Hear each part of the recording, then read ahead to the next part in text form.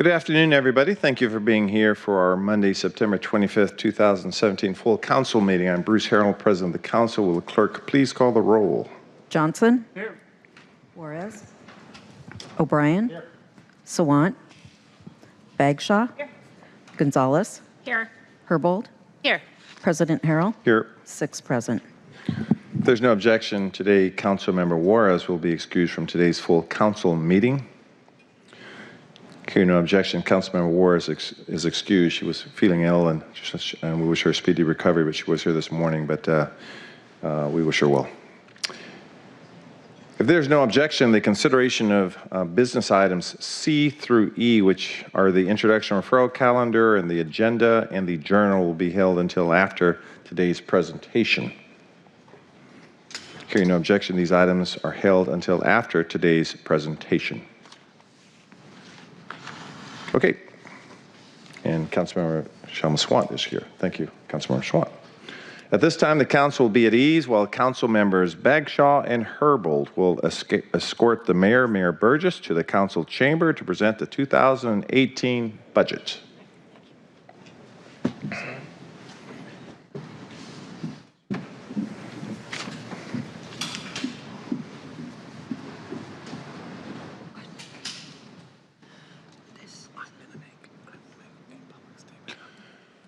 And at this time, I'd like to take the personal privilege to tell you a very personal story that, no, I'm just joking. This is always that awkward time where you look at us and we look at you, and so just bear with us.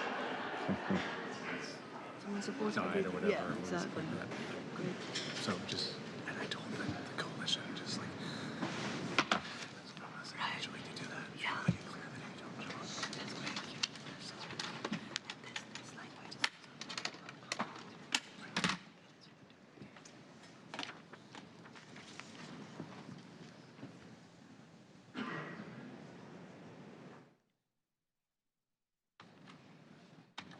Tim was still logged into his computer.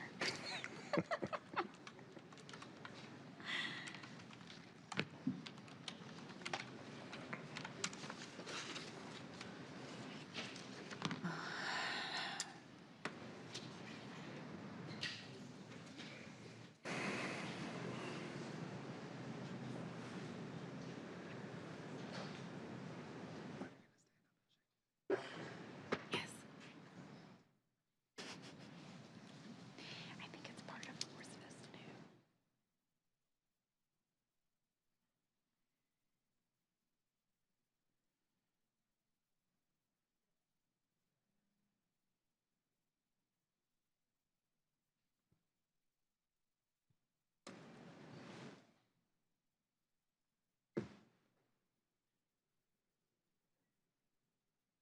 Okay, I'm gonna start standing up now.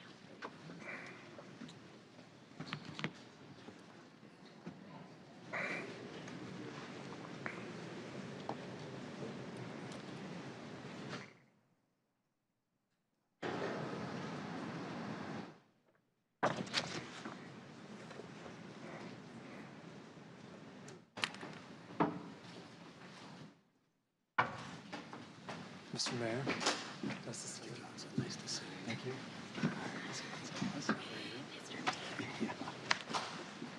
Introduce you after you shake that noise.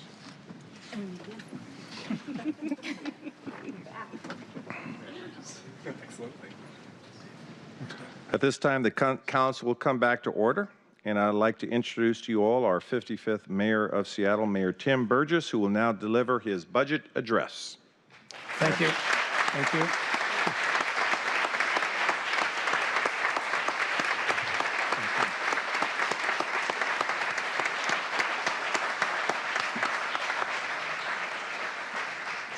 Thank you.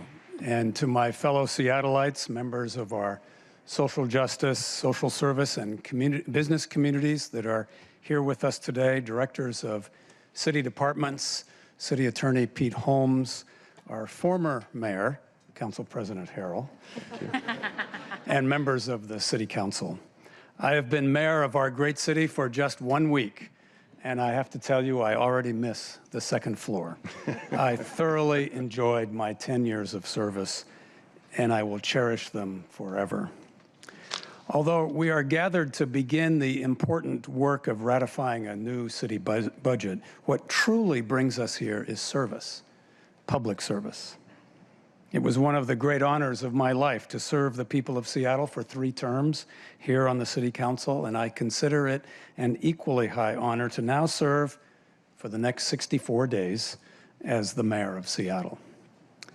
All of us have been affected by the painful crisis of these last months, especially survivors of sexual assault. I'm grateful to look out and see Mary Ellen Stone of the King County Sexual Assault Resource Center, an organization whose vital work I have long supported, as well as Merrill Cousin, the director of the Coalition Ending Gender-Based Violence. And I also welcome Jojo Gown, a member of the Northwest Network of bi, trans, lesbian, and gay survivors of abuse. We know the terrible harm that can come from sexual abuse, and we know that survivors who are refugees, immigrants, and members of the LGBTQ community can be particularly vulnerable. We also know the profound grace and strength that survivors have shown, often without us knowing the source of that pain, or that they even carry that pain at all. That grace and strength inspires me. For all affected by the scourge of sexual violence and for all involved in the particular events that have shaken us so recently, we wish appropriate measures of justice and continued steps forward along a healing path. To survivors in our community, I want you to know that your city government stands with you. We will support you, and we will walk with you on that path toward healing. The work of city government must move forward as well. There are homes and businesses to power, roads to fix, and plenty of our neighbors whose safety depends on public servants who make good governance our highest responsibility, acting with purpose and foresight. It's one old bit of foresight that places me here today as your mayor, the foresight of city leaders long ago who wisely planned ahead for times of challenging transition like the one that we just faced. They gave us a blueprint for an orderly transfer of executive power. Back in the 1920s, officials with that same sort of wisdom and foresight looked 120 miles north of this room into what is now the North Cascades National Park and began work on the hydroelectric project that today supplies Seattle with most of its electrical energy.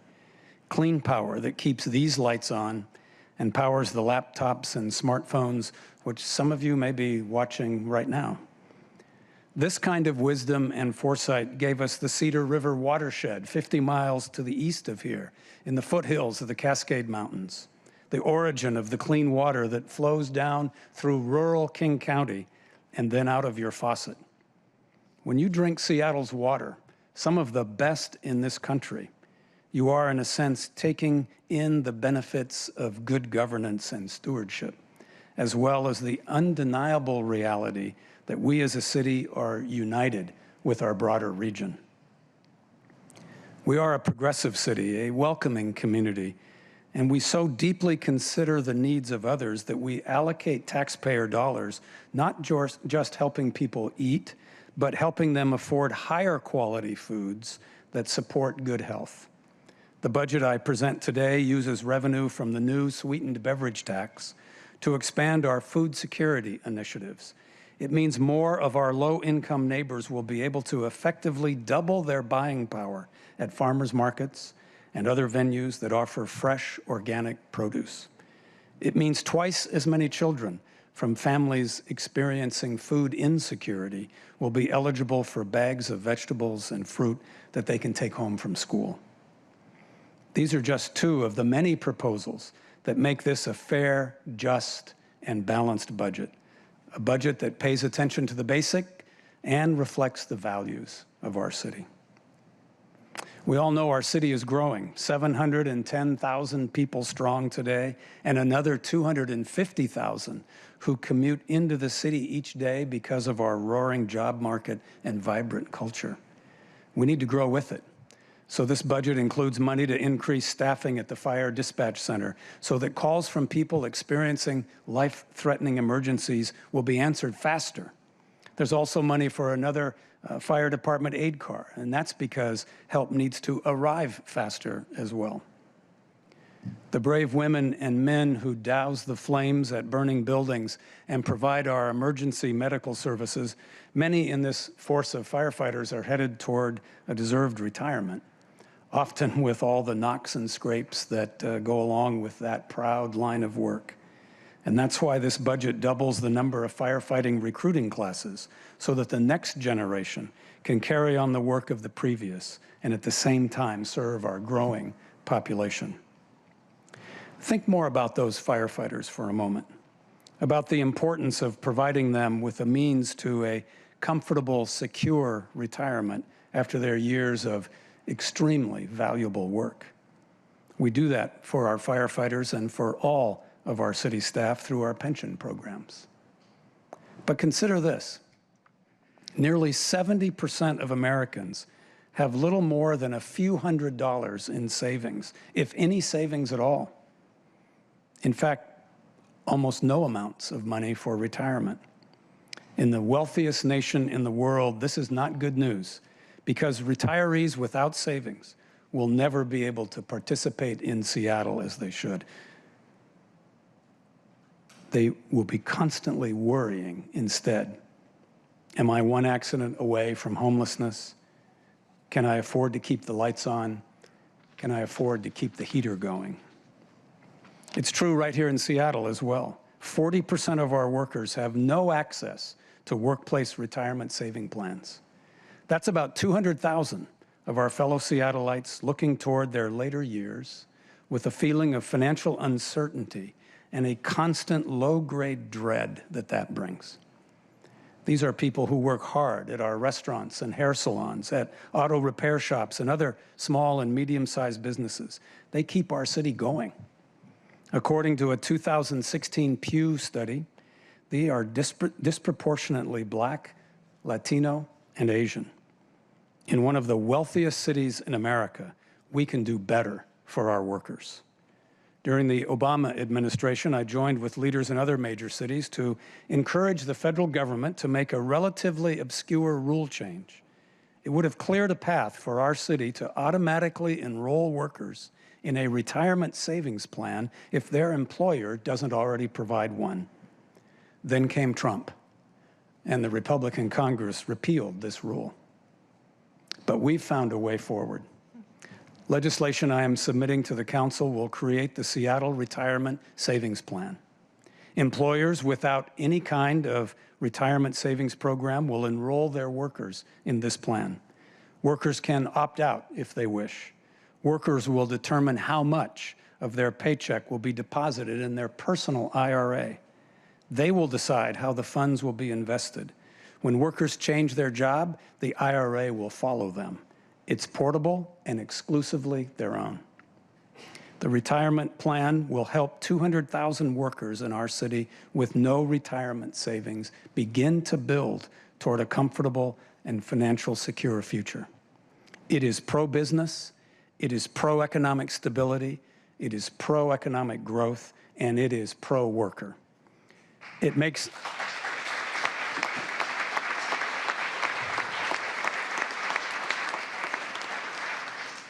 sense, especially for small businesses that, for whatever reason, don't offer retirement saving options to their workers. When we adopt this legislation, council members, when we adopt this legislation, Seattle will become the first city in America to implement this type of city-facilitated, privately administered plan, all without taxpayer support of risk and with minimal cost to employers. We've also made great stride in improving equity at the other end of life by providing high-quality, affordable preschool for Seattle's children. The science and sociology is very clear. It will have a deep, positive effect on the life trajectory of countless young ones who, through no fault of their own, were born with the opportunity deck stacked against them. Why wouldn't we, as a city, fund an investment that gives greater meaning to the idea that we are all born equal? Why wouldn't we back an initiative that stands to reduce high school dropout rates, reduce crime, and reduce future poverty, while also promoting lifelong learning and long-term family health? I was proud to lead the push toward universal preschool in Seattle, and I was proud to be among the Seattle voters who overwhelmingly chose to fund this initiative. Council members, the Families and Education Levy and the preschool levy both expire at the end of next year. I urge you to place these measures back before our voters so that we can continue our strategic and science-driven investments in our children. There are other strategic investments we can make to help Seattle's children in the crucial cradle to kindergarten years that are the key to their brain development. These years influence how we form relationships, our sense of self, and our future. They are the foundation years on which our society is built. This budget expands the Parent-Child Home Program, a proven home visitation effort centered on literacy that brings educational toys, books, and other help to families with young children. This expansion is possible because of the sweetened beverage tax, as well as the King County Best Starts for Kids program and funding from United Way. The budget also continues the Nurse-Family Partnership, which provides in-home consultation visits for low-income families having their first child. The New York Times calls that the best anti-poverty program in America.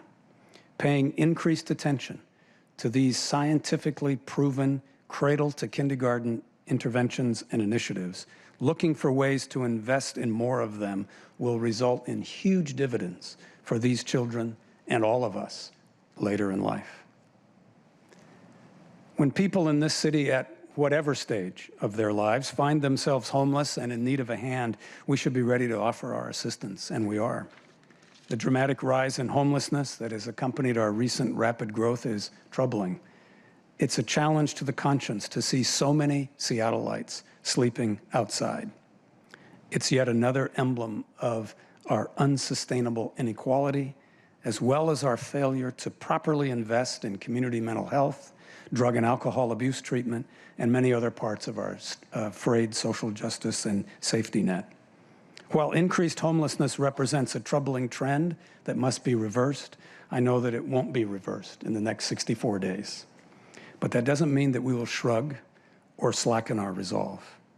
I'm asking today that we expand funding for homeless services to add another outreach team specifically focused on helping people living in vehicles, plus a homeless outreach position at Seattle Public Libraries. This will bring our total spending on homelessness up to $63 million next year. But spending more is certainly not enough. We need to make certain those tax dollars are spent wisely and effectively. This is just common sense, and our taxpayers demand it. I will soon submit to the Council legislation that will mandate in law that all expenditures by our Human Services Department include measurable outcomes, be based on outcome-based contracting, include incentive pay for performance, and continually measure effectiveness. This higher level of public accountability is the right thing to do, a means toward helping more people as urgently and as effectively as possible. We must also assert that this is a city that welcomes employers who create good jobs. We received a jolt a few weeks ago when one of our local companies announced plans to open a second headquarters away from our great city. Amazon's decision to launch and grow here has brought tremendous benefits and some real challenges. We will respond to the Amazon challenge in partnership with King County and with other municipal and county governments in our region. I met last week with County Executive Dow Constantine, and we agreed to work together with King County in the lead. We will not only respond to Amazon, we will also form a strategic partnership with others in our region to focus on economic stability and growth. And that's because jobs matter, and government can help create an environment where businesses can launch and soar, where workers and their families can benefit, where our children can learn the skills needed in the 21st century, and where we can raise the tax revenues necessary to care for our people and implement the values that we dearly hold. Our businesses, from the smallest to the largest, are an essential part of making such social benefits possible. My first job in public service was with the Seattle Police Department. It was the early 1970s, and that was a long time ago. The department was going through grand jury investigations and corruption trials. And I decided I wanted to be part of the reform effort being spearheaded then by Mayor Wes Ullman. As I learned along the way, it's not an easy job, but that is the job, to protect and serve, to set a good example, to equally enforce and uphold the law, to treat everyone with dignity and respect. That experience is what has motivated me to pay close attention to how we police Seattle. And we've made great strides in recent years. The Federal Monitor's reports clearly demonstrate that progress. This budget ensures we will continue to increase transparency and accountability at our police department, just as we have throughout city government, by establishing an Office of Inspector General for Public Safety and doubling its previously planned number of employees. We will also increase accountability by adding staff to the Community Police Commission, made up of civilians from outside City Hall, and by increasing the staff at the Office of Police Accountability. The challenges of policing in our country did not arise in a vacuum. They connect to a broad array of factors, many well beyond the purview of any local law enforcement agency. They connect to the fact that in this country, police shootings and police misconduct disproportionately affect Black people. The challenges connect as well to the shameful American legacy of slavery, to Jim Crow, to mass incarceration, to the war on drugs, to redlining, and to public schools that have and continue to fail Black kids. In this context, and especially at this time, it's important for someone in my position to clearly say, Black lives matter. Black lives matter in policing.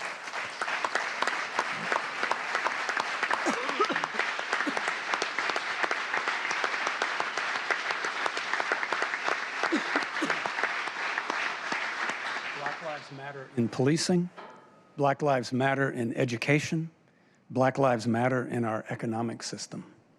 We must squarely face our history of racism and injustice, and frankly, that's something I don't think our country has really done. We will know we have when all people of color have equal opportunity, equal protection under the law, and never doubt their standing as Americans. We are on a journey in America when it comes to police reform, and we've certainly made progress for sure. And I'm deeply grateful to the men and women of our police department who have responded so well to our higher expectations. But so much remains to be done. As the Federal Department of Justice turns away from this challenge, Seattle will stay the course. We will not be dissuaded, and we will not stop. We will get reform right so that all Seattleites may feel safe and secure and have a relationship of trust with their police.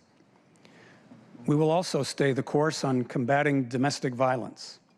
Thanks to the work of committed gun policy advocates, some who are here with us today, and who have made very strong proposals so that Washington State and all of us now say, you abuse your partner, you lose your gun. This is the appropriate response because we know that acts of domestic violence often turn into murder. But what's inappropriate is to create such a law without providing resources to ensure that the abuser's guns are actually surrendered. This budget fully funds the unit in the city attorney's office that oversees our local gun forfeiture program and adds new police detectives to investigate these cases. A person who has the courage to report a domestic assault should not have to fear that the law is going to leave them in limbo when it comes to getting the gun out of their abuser's hands. Nor,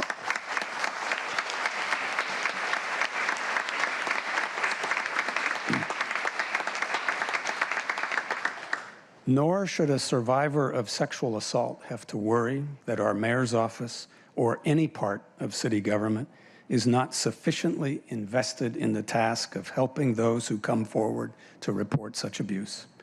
At the recommendation of the King County Sexual Assault Resource Center and the Coalition Ending Gender-Based Violence, my budget adds new money so that publicly funded advocates can meet victims of sexual assault where they are comfortable. It restores money cut in the past from the community-based programs to assist children, teens, and adults experiencing sexual violence. And it invests in a community coalition that is already working to end gender-based violence, but needs help to expand. This is one of the major ways that our government works in service to the public good.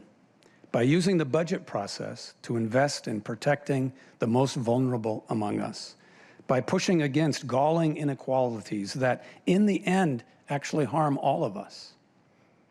Getting it right, investment is not always pretty, and the details can sometimes be a little dull, but it is a noble pursuit. A nimble, focused government whose dollars come from the people and are spent effectively for the people, this is a noble pursuit. At the national level, we're now seeing what happens when this noble pursuit is demeaned and delegitimized, when cynics point to the real flaws and failings of government, promise that they alone can fix it, but in fact have no real agenda other than further defunding and destroying government, slashing necessary programs that benefit others while enriching themselves. They are right about one thing. Sometimes government makes mistakes.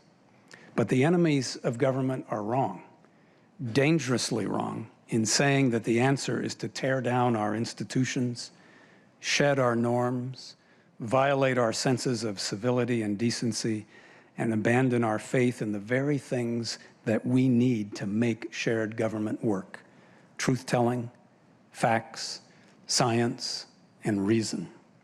Let's remember, this is how tyranny becomes acceptable. This is how democracy falters. We've seen it before. I'm proud to have grown up in a city that knows it needs to stand up to the bigotry, selfishness, and destruction that has gained an alarming foothold in our nation's capital. As I grew into a man in Seattle and then to an even older man, my city changed around me, and I changed too. My political views, my religious views, my views on social issues, these all changed. And it wasn't always an easy path. It rarely is. But I have been extremely grateful for the opportunities given me along the way by public service. The opportunity to make my life into what I hope is one that has bettered the lives of others. The opportunity to make Seattle a rejection of one of the biggest lies told by our president: no one alone can fix it. What city government at its best shows, and what our city at its best shows, is that we only really fix things when we fix them together.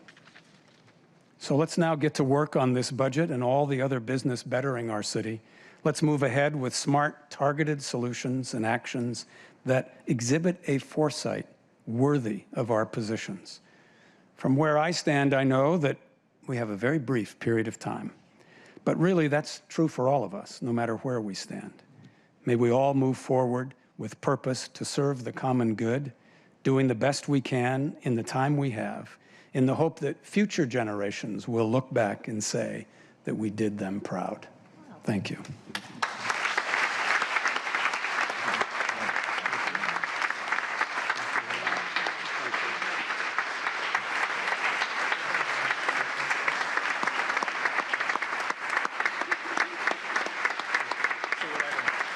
You want me to stay down here and sit in an empty seat and go?